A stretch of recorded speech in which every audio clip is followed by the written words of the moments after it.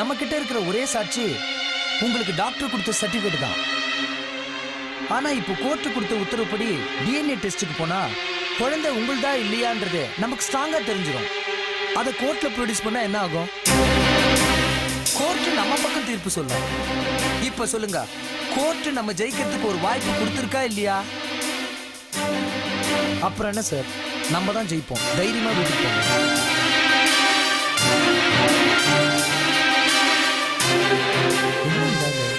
கடைசி நேரத்தில் இப்படி சொதப்பலாம் பேசுறேன்.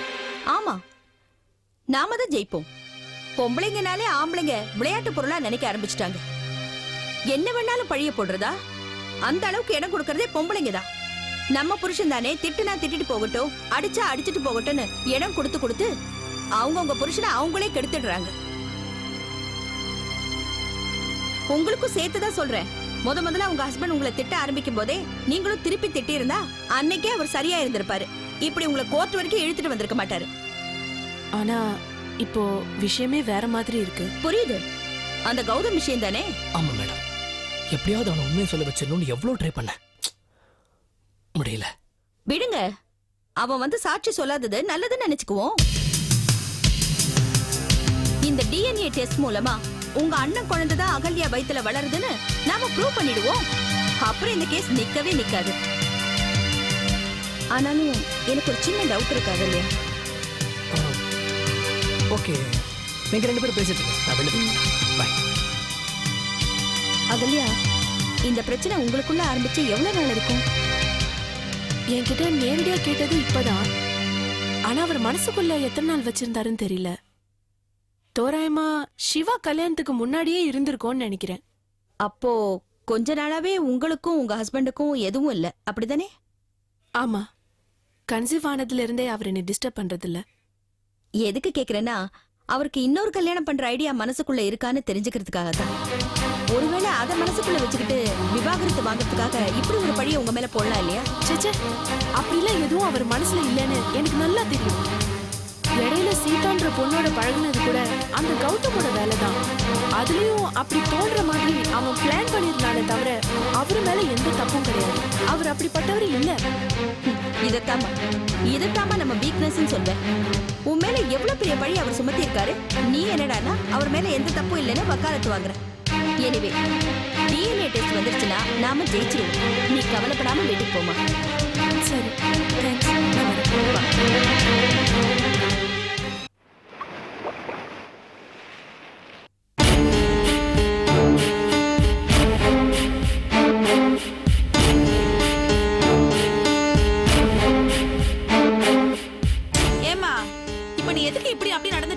இப்படி உட்காரமா, புரியாம பேசாத. அங்க கோர்ட்ல என்ன நடந்ததுன்னு தெரிஞ்சுக்காம என்னால நிம்மதியா இருக்க முடியல. ஆமா, என்னங்க, என்னாச்சு? என்னாச்சுங்க? என்னங்க, என்ன பேசாம இருக்கீங்க? நான் கேட்டுக்கிட்டு இருக்கேன்ல, என்னாச்சுன்னு சொல்லுங்க. ராஜி, இவனுக்கு மட்டும்தான் சட்டம் தெரியும் நினைச்சு கோர்ட்டுக்கு போனா, வக்கீல வச்சு வாதாடினா. அகல்யா அவ சைடுக்கு ஒரு வக்கீல வச்சு வாதாடினா. ஆனா அந்த லேடி வக்கீல் ஒரு கரெக்டான பாயிண்ட பிடிச்சு கேஸையே தள்ளி வைக்கிற அளவுக்கு பண்ணிட்டா. தள்ளி வச்சிட்டாங்கன்னா எனக்கு புரியலங்க. இப்போதைக்கு இந்த கேஸை தொடர்ந்து நடத்த முடியாது. அகல்யாவுக்கு குழந்தை பிறந்தப்பதான் தான் கேஸை ஃபர்தரா ப்ரொசீட் பண்ண முடியும். அதுவும் டிஎன்ஏ டெஸ்ட் எடுத்து கொண்டு வரணும்னு கோர்ட்லயே சொல்லிட்டாங்க. டிஎன்ஏ டெஸ்டா? அப்படின்னா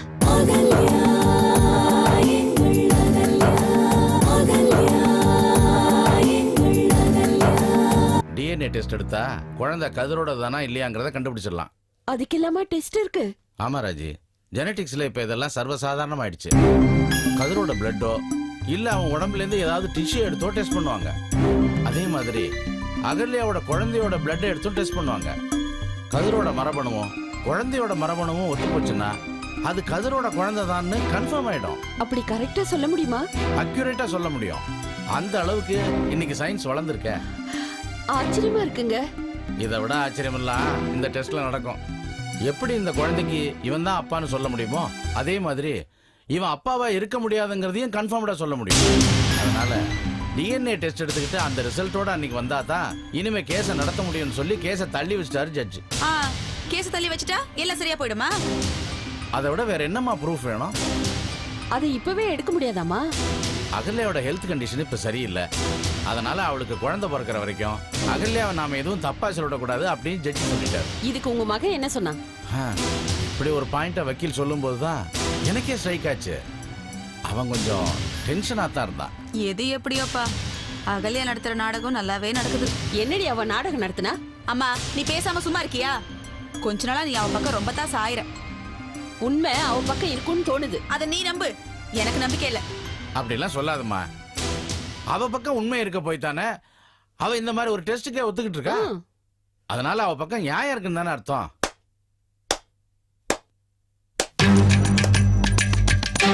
நல்லா இருக்குப்பா, ரொம்ப நல்லா இருக்கு. அப்படின்னா என்ன உங்களால நம்ப முடியல, அப்படிதானே? அது அப்படி இல்ல கதிர். அந்த மாதிரி நடக்க போய் அதனால அந்த குழந்தை ஒண்ணுதான் ப்ரூவ் ஆயிடுச்சுன்னா அது உனக்கும் தானே நல்லது. ரொம்ப நல்லா சமாளிக்கிறீங்கப்பா. இத்தனை நாளும் நீங்கெல்லாம் என்னதான் நம்பிட்டு இருக்கீங்கன்னு நினைச்சிட்டு இருந்தேன். ஆனா ஒட்டு மொத்தமா எல்லாரும் அவ பக்கம் போயிட்டீங்கன்னு இப்பதான்ப்பா புரியுது. உங்களெல்லாம்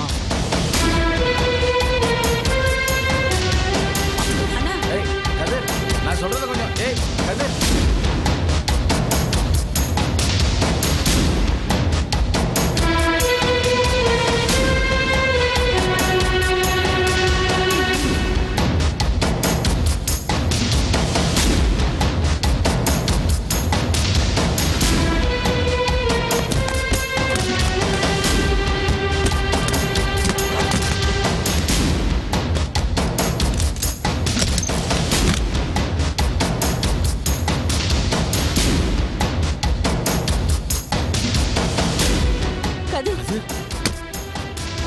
நீங்க எல்லாரும் அவளோட சேர்ந்து அவ பண்ற தப்புக்கெல்லாம் தாளம் போட்டுட்டு இருங்க. இனிமே என்னால இந்த வீட்டுல இருக்க முடியாது. நான் கிளம்புறேன். கதிர், என்னடா இது? நீ பண்றது பைத்தியக்காரத்தனமா இருக்கு. முதல்ல உள்ள போ. கோர்ட்ல ஏதோ சொன்னதுக்கு நாங்க என்ன பண்ணுவோம்? அவ இங்க இருக்கிறதையே நான் பாவம் நினைச்சிட்டு இருக்கேன். ஆனா நீங்க அவ மேல எந்த தப்புமே இல்லைன்னு சர்டிஃபிகேட் கொடுத்துருக்கீங்க. இனிமே உங்களை நம்பி நான் இந்த வீட்டுல என்ன பண்ண முடியும்? கதிர், நான் சொல்றத கொஞ்சம் தயவு செய்து கேளுப்பா. அவசியம் இல்லப்பா, எல்லாமே கைமீறி போயிடுச்சு. கோர்ட்டு சொன்ன மாதிரியே அவ டெஸ்ட் எடுக்கட்டும், அப்ப தெரியும் அவ என்னமா நடிச்சிருக்காங்க. சரிப்பா, அதுக்காக நீ வீட்டை விட்டு போகணுமா என்ன? எனக்கு இருக்கிற கோபத்துக்கு இப்ப நான் அவளை பார்த்தேன், வெட்டி புழி போட்டுடுவோமா. கேடுகட்ட ஜென்மத்துக்காக நான் கொலகாரனா மாற விருப்பம் இல்லாம போறேன். தயவு செஞ்சு என்னுடைய விஷயத்துல யாரும் தலையிடாதீங்க.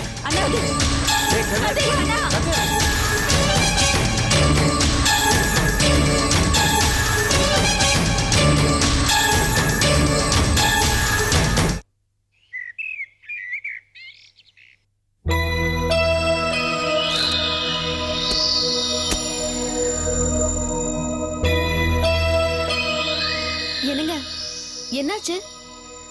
என்னது என்னாச்சு? இல்ல, கோர்ட்ல இருந்தானே வரீங்க, அதான் என்னாச்சுன்னு கேட்டேன். அகல்யாவோட வக்கீல் ரொம்ப நல்லா வாதாடினாங்க. தன் கணவனின் குழந்தையை சுமக்க வேண்டிய இவர் தன் கள்ளக்காதலனின் குழந்தையை சுமந்து கொண்டிருக்கிறார்.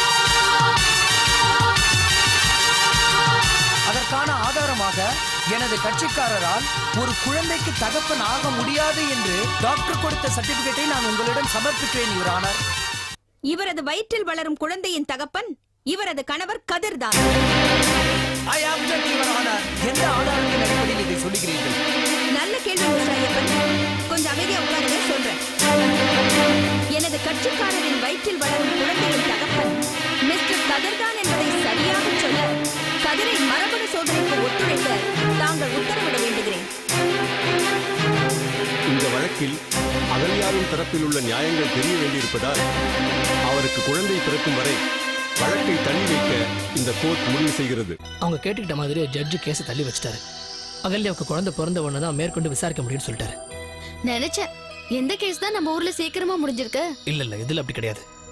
அகல்யாவை பொறுத்த வரைக்கும் நியாயமான காரணத்துக்காக தான் கேஸை போஸ்ட்பான் பண்ணிருக்காங்க. அகல்யா வயித்துல வளர்ற குழந்தை தன்னுடையது இல்லைன்னு சொல்லி தான் நம்ம கதிர் டைவர்ஸே கேட்டான். பட் அகல்யாவோட வக்கீல் அகல்யாவுக்கு பிறக்கிற குழந்தைக்கு டிஎன்ஏ டெஸ்ட் பண்ணா கண்டிப்பா அது கதிரோட குழந்தைன்னு ப்ரூவ் பண்ண முடியும்னு சொன்னாங்க. அதனால ஜட்ஜி கேஸை தள்ளி வச்சிட்டாரு. இப்போ அகல்யாக்கு இருக்கிற ஹெல்த் கண்டிஷன்ல உடனடியா டிஎன்ஏ டெஸ்ட் பண்ண முடியாது. அதுக்கான சர்டிபிகேட்டை கோர்ட்ல சப்மிட் பண்ணாங்க. இதுக்கு உங்க அண்ணன் என்ன சொன்னாரு? அவன் என்ன ஒத்துக்கிறது? கோர்ட்டே ஆர்டர் போட்டவொன்னே அவனால ஒன்றும் பண்ண முடியல. ஆனா பயங்கர கோவமா இருந்தா அது மட்டும் நல்லா தெரிஞ்சது. இப்படி ஒரு நிலைமை உங்க வீட்டுல வந்திருக்க கூடாதுங்க.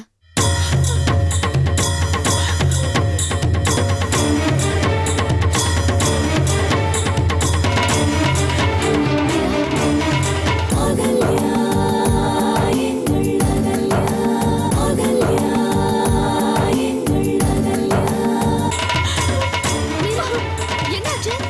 ஏன் அழறீங்க? என்ன விஷயம் சொல்லிட்டு அழுங்களேன். மோசம் போயிட்டு ரம்யா.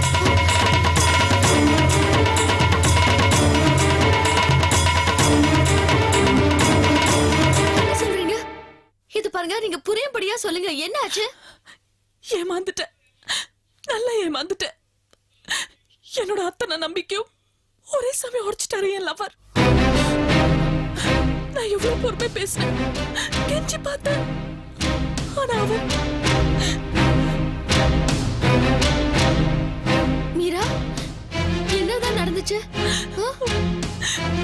நான் அவருக்கு என்னெல்லாம் செஞ்சிருக்கேன் தெரியுமா? அவர் கேட்டதை எதுவுமே நான் தராம இல்ல. ஆனா கடைசியில என்ன பிடிக்கலன்னு சொல்லிட்டு போயிட்டாரு. அவர்கிட்ட உங்க லவ் சொன்னீங்களா இல்லையா? சொன்னேன். அவர் முதல்ல முடியாதுன்னு சொன்னாலும் அப்புறமா ஒத்துக்கிட்டாரு. ஆனா இப்போ அழாதீங்க மீரா. அழ வேண்டாம், நீங்களாவது சொல்லுங்களேன். இல்ல ஏன் தயங்குறீங்க? இல்ல அது வந்து நீங்க ஒன்னும் அகல்யா விஷயத்துல இருந்து வெளியே வரலன்னு நினைக்கிறேன். அவரை விடுங்க, நான் இருக்கேன் உங்களுக்கு. இது பாருங்க, என்ன உங்க லவர் கிட்ட கூட்டிட்டு போங்க. நான் பேசுறேன், நீங்க எவ்வளவு நல்லவங்கன்னு. உங்களை போய் மிஸ் பண்றதுக்கு அவர்கிட்ட பைத்தியமானு கேக்குறேன். நான் தான் அவர் மேல பைத்தியமா இருக்கேன். அவருக்கு என் மேல கொஞ்சமும் லவ் இல்ல. அதான் என்னை விட்டுட்டு ரொம்ப தூரம் போயிட்டாரு. எங்க தெரியல.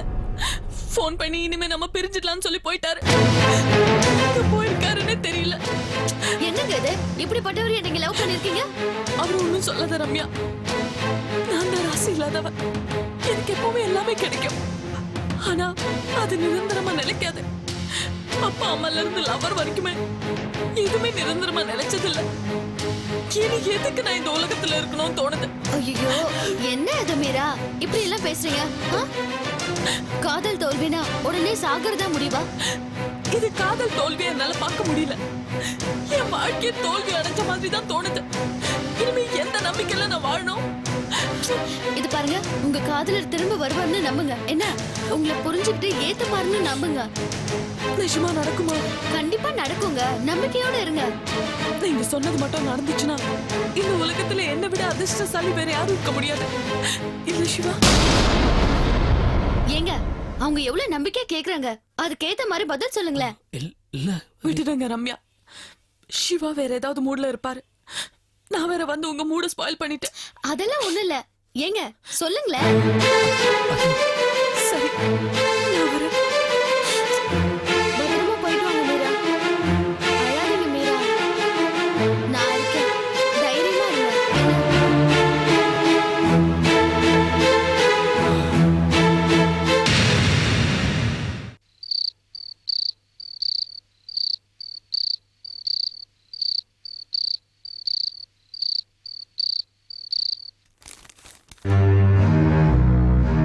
இன்னும் எத்தனை நாளைக்கு உங்க ராஜ்யம் நடக்குதுன்னு நானும் பாக்குறேன்.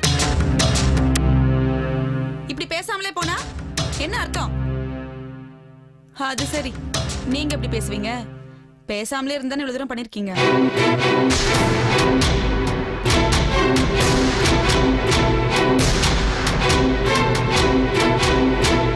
இப்ப நான் உங்ககிட்ட என்ன பேசணும்னு எதிர்பார்க்கறீங்க?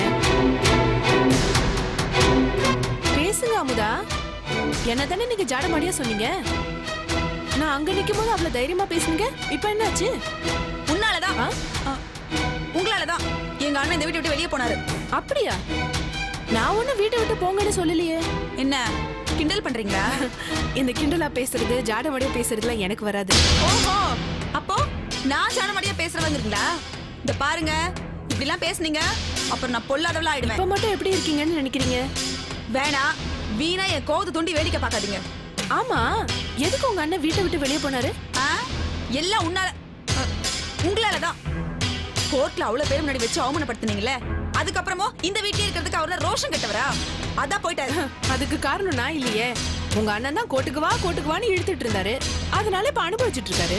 போதும் போதும், ஏதோ ஒரு முறை ஜெயிச்சிட்டீங்கன்னு ரொம்ப சந்தோஷப்பட்டுக்காதீங்க. எப்பவும் இப்படியே இருக்காது. என்னைக்குமே உண்மைதாங்க ஜெயிக்கும். ஓ அப்படியா? அப்படின்னா சரி, டிஎன்ஏ டெஸ்ட் எடுத்த உடனே இந்த குழந்தை எங்க அண்ணனோடது இல்லைன்னு தெரிஞ்சு போயிடும். ஏன்னா அதான உண்மை. என்னம்மா நீ என்ன பேச்சு பேசுறா பாத்தியா? ஐயோ, நம்ம கோவத்தை தூண்டி விட்டு வேடிக்கை பார்க்கணும்னு அவங்க நினைச்சிட்டு இருக்காங்க. அதனாலதான் இப்படி எல்லாம் பேசிட்டு இருக்காங்க. ஏன் கேள்வி, உனக்கு இவ்ளோ தைரியம் வந்துருச்சா?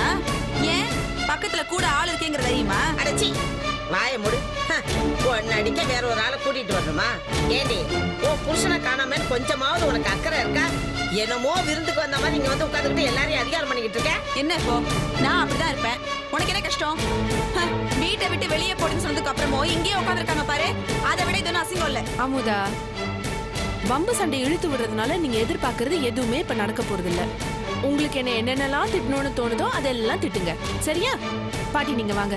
என்னம்மா நீ அவகிட்ட போய் பணிஞ்சு பேசிக்கிட்டு இருக்க? 4 அரை மணியா? அதெல்லாம் அப்புறம் விட்டுக்கலாம், நீங்க முதல்ல வாங்க. இல்ல வாங்க நீங்க. என்ன பேச்சு பேசுற? சரி சரி வாங்க. ஆனாலும் நீ ரொம்ப தான் பாட்டி, அதெல்லாம் அப்புறம் பார்த்துக்கலாம். நீங்க வாங்க முதல்ல. என்ன பேச்சு பேசுற? என்னடா இவன் அன்னைக்கு அவ்வளவு கோவமா பேசினா இன்னைக்கு இவ்ளோ சத்தம் போடுறோம்? சாஃப்டா பேசிட்டு போறா. இவள புரிஞ்சுக்கவே முடியலையே.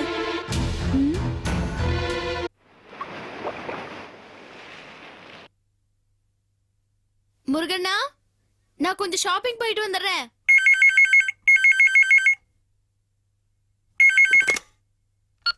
ஹலோ ஹலோ, சிவா சார் இருக்காருங்களா? நான் மீரா மேடம் விட்டு வாட்ச்மேன் பேசுறேன்.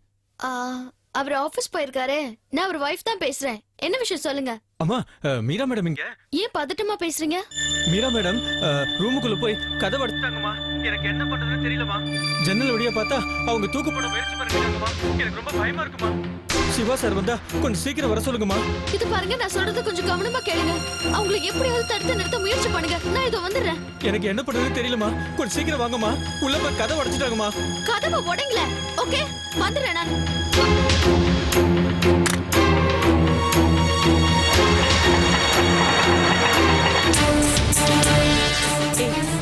அவன் வந்துட்டு இருக்கான்.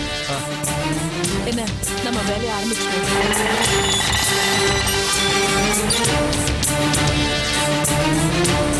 வா, சீக்கிரம். நான் சொன்ன மாதிரி செய்யணும். சரி மேடம்.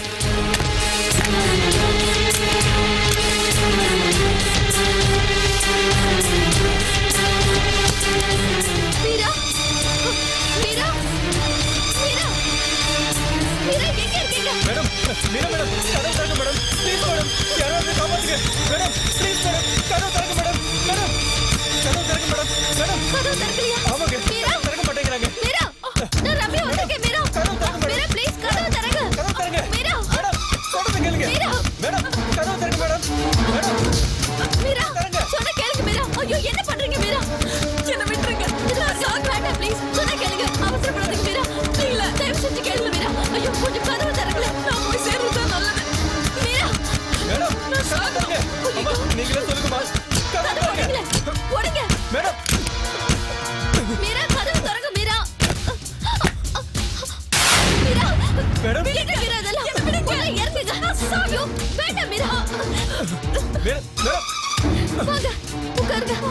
இறங்குங்க, உட்காருங்க. என்ன மீரா அது? படிச்சு நீங்களே இப்படி பண்ணலாமா? நீங்க போய் கொஞ்சம் தண்ணி கொண்டு வாங்க. போங்க. எவ்வளவு பெரிய முட்டாள்தனமான முடிவு எடுத்திருக்கீங்கன்னு தெரியுமா? இப்போ என்ன நடந்து போச்சுன்னு இப்படி ஒரு முடிவு எடுத்தீங்க? இல்ல ரம்யா, நான் சாகறதா இதுக்கு முடிவு. என்னையே நீங்க காப்பாத்துனீங்க. இந்த உலகத்துல எல்லாமே என் கைவிட்டு போயிட்டு இருக்கு. இப்போ கூட சாவு கூட என் கைவிட்டு போச்சு. ஐயோ, என்ன பேசுறீங்க? இப்படி எல்லாம் பேசக்கூடாது. அவன் என்ன ஏமாத்திட்டு போயிட்டான். அவனே போனதுக்கு அப்புறம் நான் ஏன் ரம்யா உயிரோட வாழணும்? எனக்கு மட்டும் ஏன் ரம்யா இதெல்லாம் வருது? எல்லாமே என்ன விட்டு போயிட்டு இருக்கு. அப்பா, அம்மா, ஃப்ரெண்ட்ஸ், இப்போ என் உயிருக்கு உயிராத லவ்வர் கூட. போதும் ரம்யா, இந்த வாழ்க்கையே போதும். இந்த வாழ்க்கை எனக்கு கசந்து போயிடுச்சு. நான் சாகிறது தான் கரெக்ட்.